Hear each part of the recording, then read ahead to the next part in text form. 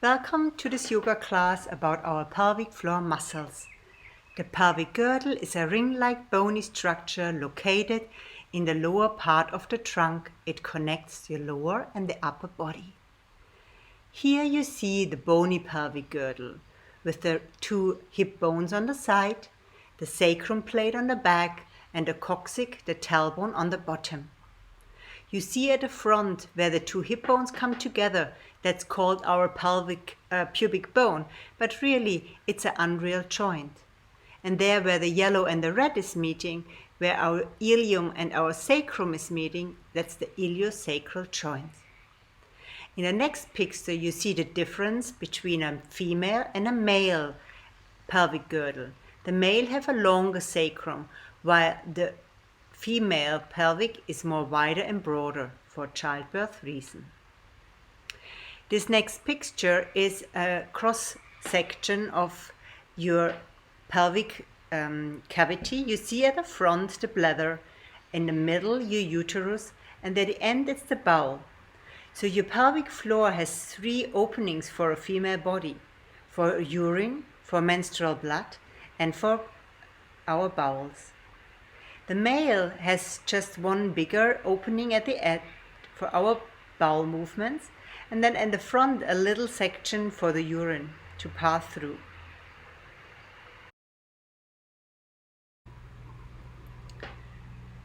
The function of the pelvic floor maybe is quite obvious when you have a look at that big hole at the bottom of our torso. It needs to keep the organs in. And normally it just holds the organs up and in. But of course, when we need to go to the loo, the openings need to open, and also for childbirth.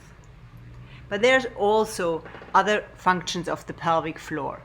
The pelvic transfers weight from the upper axillar skeleton to the lower appendicular components of the skeleton, especially during movement.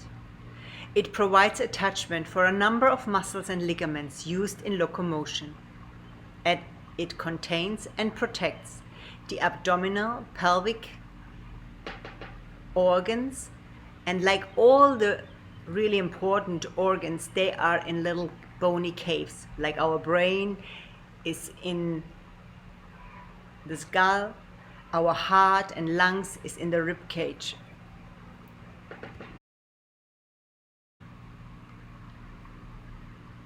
Symptoms of pelvic floor dysfunction may include the feeling that you need to have several bowel movements, the feelings that you cannot complete bowel movement, constipation or straining pain with bowel movements, leaking of stool or urine, a frequent need to urinate, pain in the lower back that cannot explain by any other cause, ongoing pain in the pelvic region, genitals, or rectum, pain during intercourse, especially experienced by women.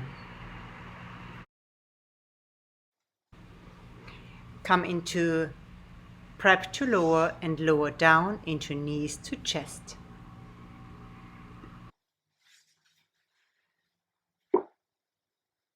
Then rock from side to side. Feel the back of your pelvic girdle, your sacrum plates and the pelvic bones on the right and the left. So sacrum plate at the center and ilium on the right and the left. Maybe also get an idea of your iliosacral joints, the areas where your pelvic bones meet with the sacrum.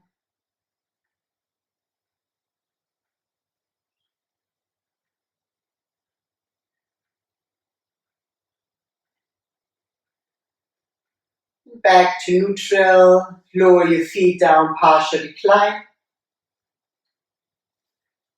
And start first with your natural breath.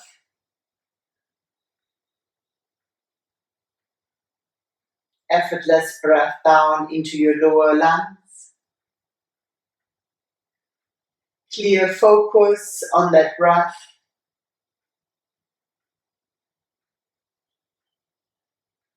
Let all other thoughts and emotion pass through.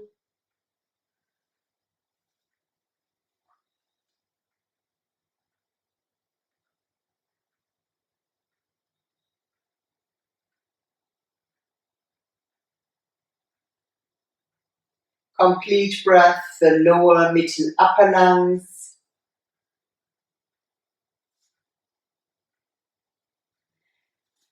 Feel that maximum inhalation and a maximum exhalation. And at that point we can already feel the first contact with the pelvic floor muscles when you exhale all the way out. And you draw the belly button to the lower back. You may feel that there is a light tone in your pelvic floor, that these pelvic floor muscles just get elevated a little bit. What a wonderful thing that with each breath we can activate these pelvic floor muscles.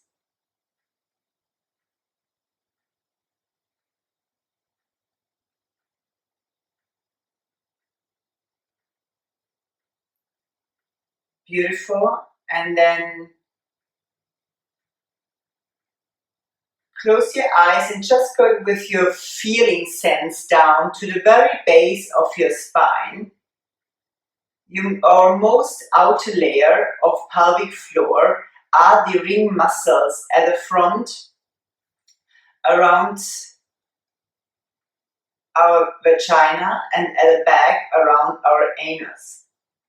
And these ring muscles just to contract very lightly without activating other muscles, let's say your buttocks muscles, your leg muscles. Just think of activating these ring muscles and releasing them. And with each muscle, if we have good control in the muscles, we can even flowing contract and we can even flowing release.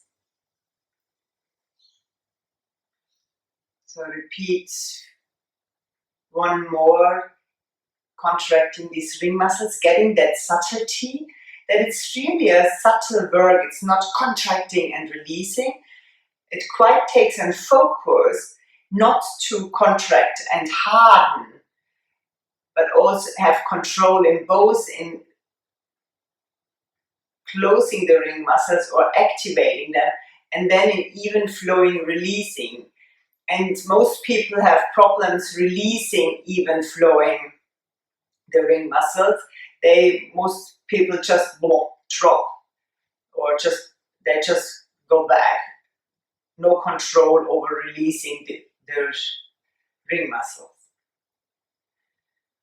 Now next time when you contract your ring muscles, draw your ring muscles up. And this is, a lot of people know this exercise, like the elevator exercise. You just draw it up first store, second store, third store. And maybe you have a fourth store, you can pull it even more up. And now we let the elevator go back. And again, it's floor by floor. Don't just let them drop down. And then repeat in your own rhythm, first contracting the ring muscles, elevating first, second, third, fourth floor, holding there. Imagine you are on a platform, you went with the lift up onto the platform, you enjoy the view, and now you slowly go down, third floor, second floor, and then basement, first floor basement, and you relax these ring muscles, very important. Now go again and just feel how can you really isolate using these pelvic floor muscles, the ring muscles, and using as little as possible of your glute muscles, of the muscles of your lower back, of your leg, really just working more and more, really just internally there. It's no problem if they switch on too, but we really want to connect to the pelvic floor muscles and make sure that the other muscles don't take over.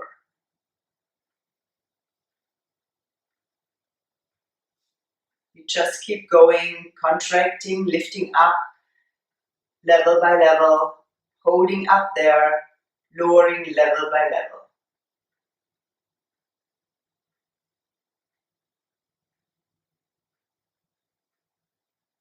Now feel, is the front and the back contracting even, or has your back more power or the front naturally more power? We are aiming to create a balance. So if you have very strong, let's say, muscles around your anus, try to create more strength around the vagina and vice versa.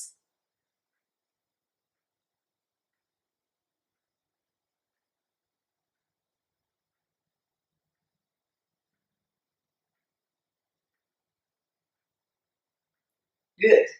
Now keep going, and next time when you lift up, feel when we lift up to a certain point, we feel that our sit bones come together. So you contract the ring muscles, first, second, third, fourth floor, and you feel at one point, woo, the sit bones come a little bit together. This means that you have engaged the next layer of our pelvic floor muscles. And then release again and feel how the sit bones go out to the side. Sometimes we don't really feel the things, but they, believe me, they happen and you automatically use these muscles too. So keep contracting ring muscles front and back, elevate them up first, second, third, fourth floor, and feel how the sit bones come together, and maybe pull these sit bones a little bit more towards each other. Beautiful.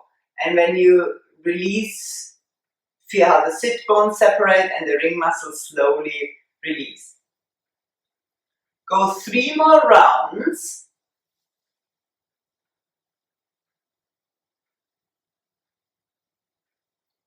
This is something you can do everywhere.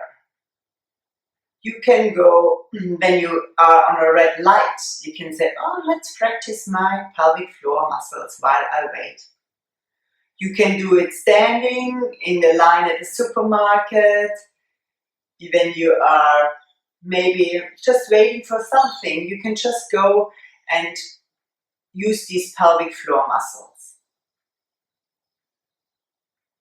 I work personally a lot with the pelvic floor in my role as midwife in Germany, because every woman there had a pelvic floor classes after birth. Beautiful. Next time, when we contract the ring muscles, we contract the ring muscles first, second, fourth floor. Feel the sit bones coming together and pull them together. And now tuck the tailbone like a bridge roll 1. Tuck the tailbone, tailbone to pubic bone to belly button. Good. And then release again that tuck and release the sit bones out to the side and release your ring muscles. And we repeat that. Contract your ring muscles, pull them up first, second, third, fourth floor. Feel how the sit bones naturally come together. Everybody pull the sit bones towards each other. Feel this is a layer of pelvic floor muscles. And then tuck the tailbone, tailbone to pubic bone to belly button. And feel another layer from the sacrum plate to the pubic bone. And then slowly release. And we repeat that 4 more rounds. Always make sure that in between you are relaxing your muscles.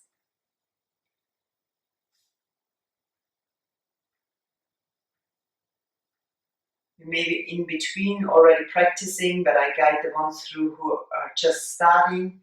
Contract the ring muscles, elevate them up, pull them up into your pelvic cavity. Feel how the sit bones come together and pull them together with your muscular strength.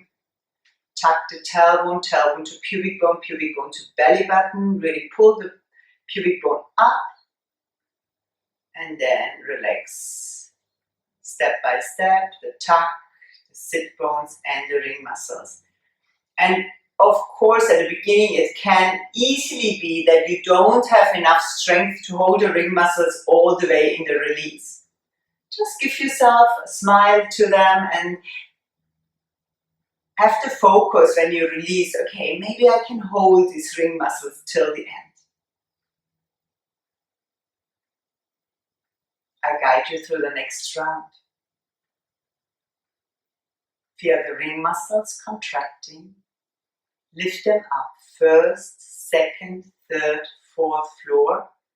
And when you pull these pelvic floor muscles up, feel how your sit bones come together. Both if you feel that they come together or if you don't feel it. Pull the sit bones towards each other. Then feel the tug while you hold all these pelvic floor muscles, the ring muscle at the front, the back, and the sit bone. Tuck the tailbone to pubic bone to belly button, and pull the pubic bone up.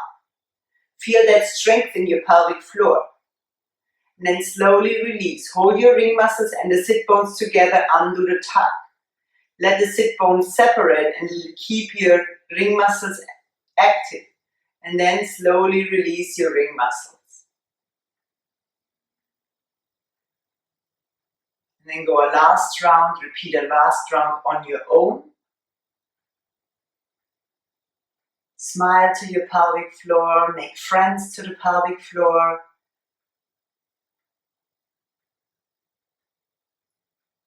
I believe that just with love and joy, we gonna strengthen muscles. Sometimes in that pelvic floor there are hidden pains. So in case any emotions come up, just think of releases we can do through our yoga practice. Just think of like a bubble comes up and it releases. Let it go.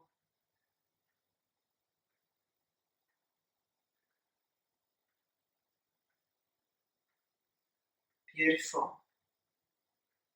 Next time when you have released, we're gonna stay in reclined position. I just sit up so I can watch you. Stay in the reclined position and we dissect now the pelvic floor, front, middle and back. Before we did outer layer, more inner layer, more inner layer. Now we go front, middle and back. So relax first down into the pelvic floor. And then feel the layer of pelvic area behind your pubic bone. That's also where your bladder is located. Now, think of you want to lift your bladder up and lower it down. And actually, if I would have an ultrasound, I could see how you lift the bladder like 2 centimeters up and then you release it down again. So it's exactly the muscle layer behind the pubic bone where you lift and elevate that bladder up and down. Imagine you lift that bladder and the area behind the pubic bone up to the belly button and down. And just relate and connect to these muscles there. Smile to the muscles, say good morning, I haven't visited you for ages, good to meet you. Beautiful. Then let go of that layer at the front and go to the more middle layer. This layer we actually all activate when you walk into the beach and you think, I don't want to get my private parts wet. And that's exactly what we do. We pull that pelvic floor up, the middle part, and then we release again. So repeat that.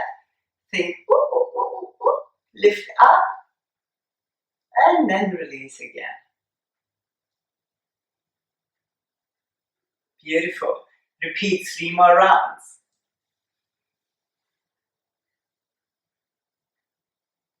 As teacher, I can't really see whether you do it. It's really more an internal practice. And I hope my words are guiding you through this.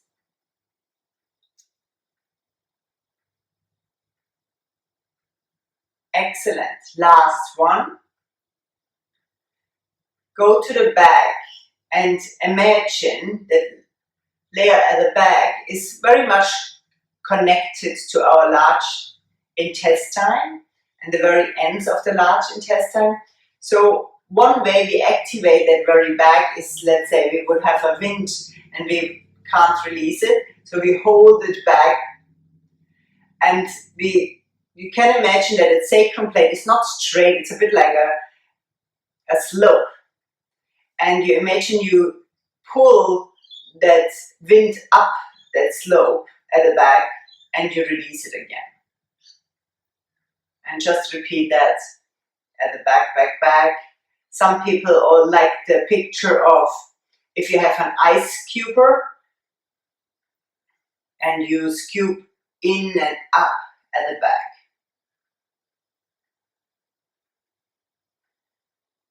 So we are more on the posterior side of our body, the back, just behind the sacrum. We connect here to these pelvic floor muscles, lifting them up, contracting them, and even flowing, slowly releasing them back. Last round.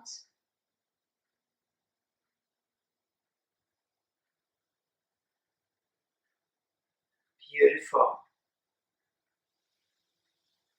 And then breathe deep down into that pelvic floor.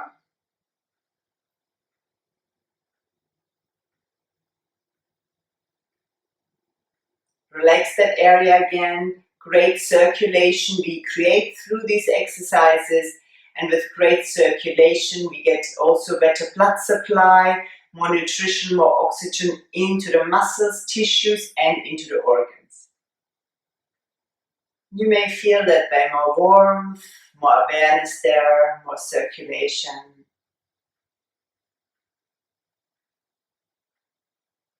Now, when we go from partial recline into knees to chest, we're gonna activate these pelvic floor muscles too. So let's try it. Ground your lower back and tuck the tailbone. Remember, that was the most inner layer of the pelvic floor. And you can now also use your ring muscles if you want, and you can pull from the pubic bone to the belly button. That was more the front part of the pelvic floor. And then lift the heels more and bring your knees in. And now you had very supported lift of your knees. Let's repeat that. Exhaling, we lower down. And same here, we want to activate the core and the pelvic floor. Feel how you ground the lower back. You can pull your ring muscles in and then just lower your legs and your arms down. And feel that it's the ring muscles just release when the feet are really there. Tuck the tailbone, engage your ring muscle, pull the pubic bone to the belly button, lift your heels and bring your knees in. Inhaling, knees to chest. And exhaling, release, ground your lower back. Activate your ring muscles and draw them in and slowly lower them down. The toes are pointing, the toes are right first, then the balls of the feet, the heels, then release your ring muscles. Last one, ground your lower back, lift your heels, engage your ring muscles, pull the pubic bone to the belly button, lift your heels, even flowing, bring the knees in, and then slowly release.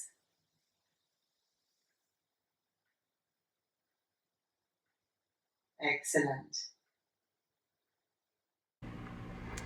You can practice these pelvic floor exercises daily or include them into your daily life. Don't give up. Just constantly practice and strengthen your pelvic floor. If you like, after this practice, have a good rest and a yoga nidra, so the body can absorb all the benefits of your practice. See you soon again on the mat. Much love, Dagmar.